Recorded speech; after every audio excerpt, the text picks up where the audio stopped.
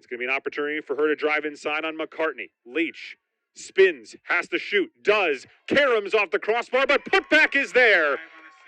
And the opening goal by the same goal scorer who finished things off on Saturday, Molly Mae Hughes, with the onslaught that Stonehill is likely to bring. Shot comes in. Faley makes the save on the shot attempt from up the middle by Aaron Gorton. And for most of this season on Stonehill, it has been a bright, sunny season throughout. Molly Mae gets inside. Beautiful move. Hughes with a second goal.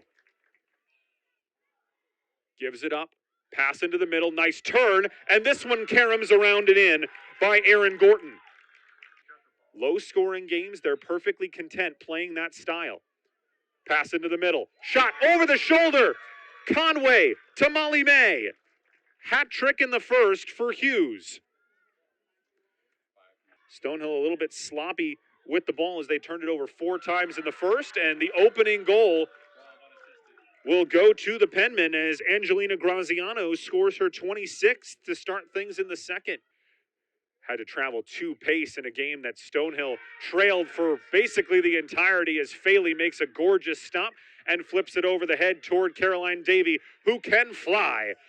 There goes Caroline. You don't see her get to turn on the jets very often, but beautiful track speed as she gets through the midfield.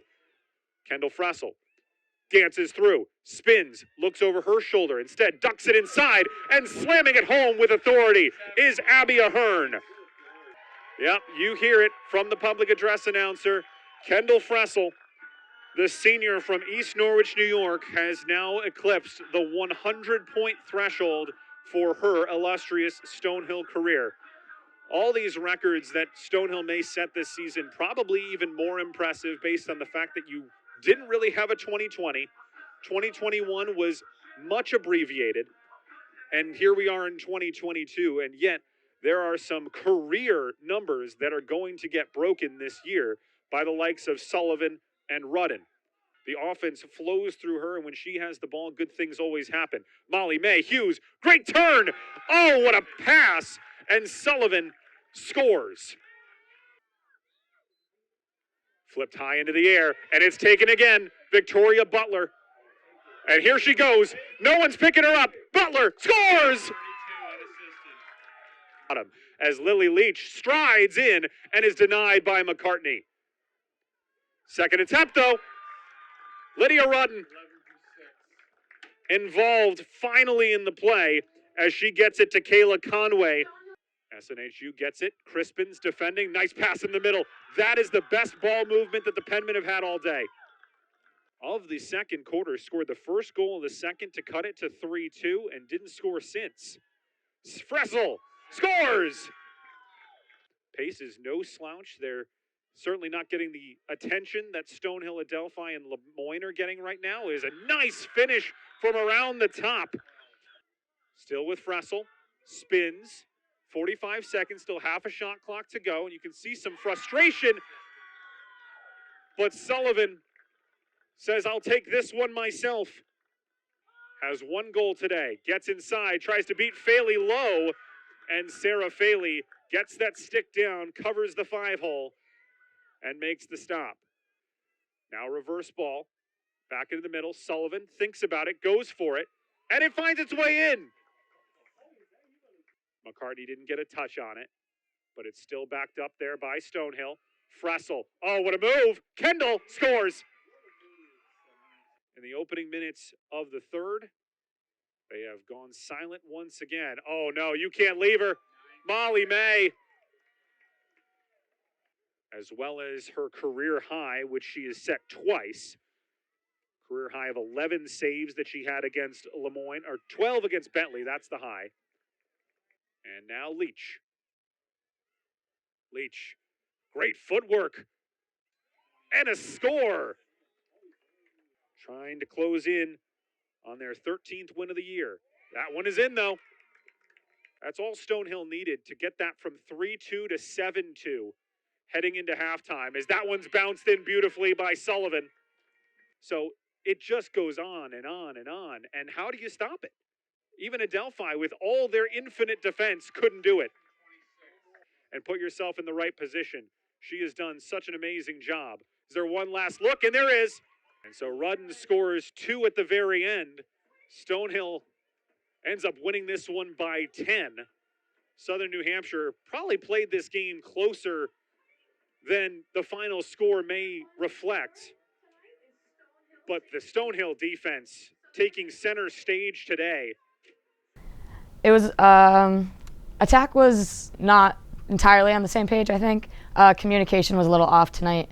Yeah, it was a little different from playing Saturday when obviously we just played amazing. And then coming into tonight, SNHU is still a good team, but I think we might have just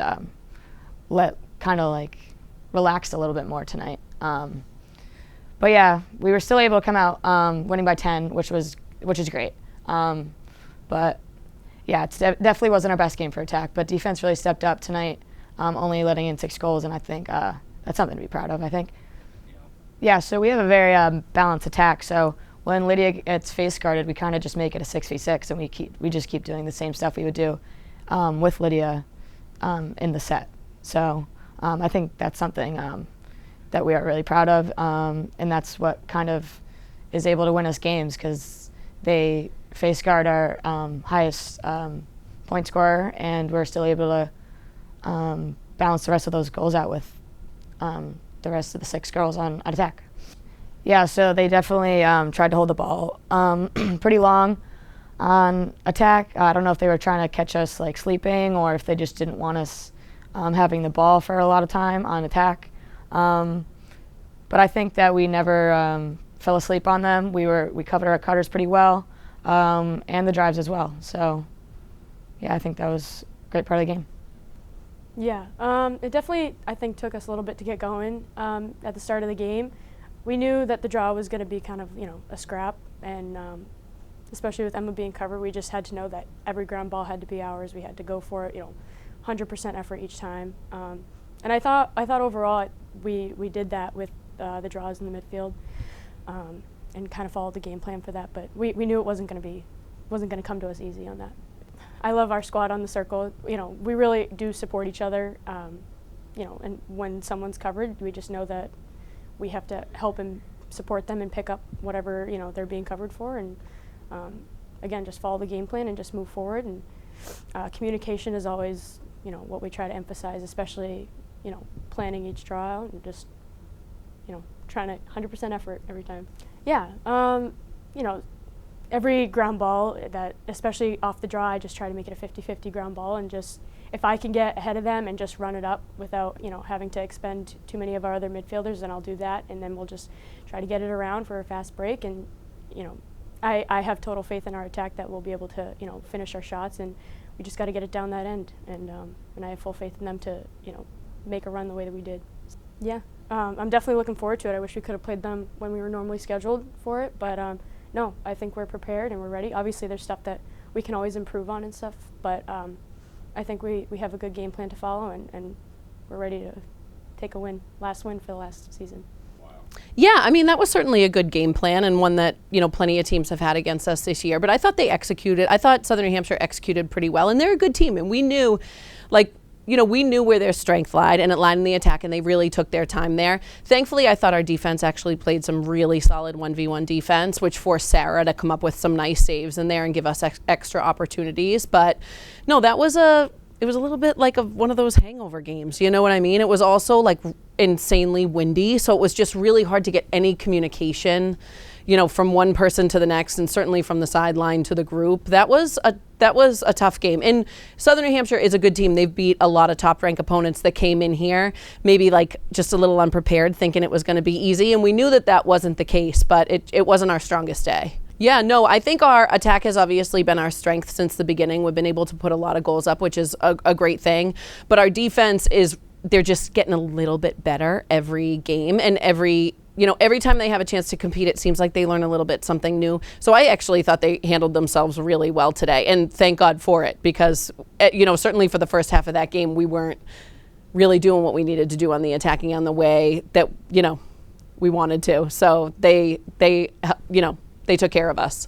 Yeah, I think that, in our Adelphi game against number 7 and then today against number 1, those two kids are not just good athletes and have really fast feet, but they have really good size. And that's obviously the one thing that Emma Sullivan doesn't have. But Victoria has found a way to really, really track and compete for that ball. And I thought she has done a really great job these last 3 games. I'm really proud of her. And then she's just so fast when she gets it that once she pushes that and gets comfortable, she can open some stuff up pretty wide. Yeah, I mean, we sure would have loved to play St. A's a few weeks ago when we were supposed to. But we're going to play them on Friday here, and we're looking forward to it. We think it's going to be a great game. They're a great team. They have a lot to offer, and we're going to have to come with our best game. There's no doubt about it.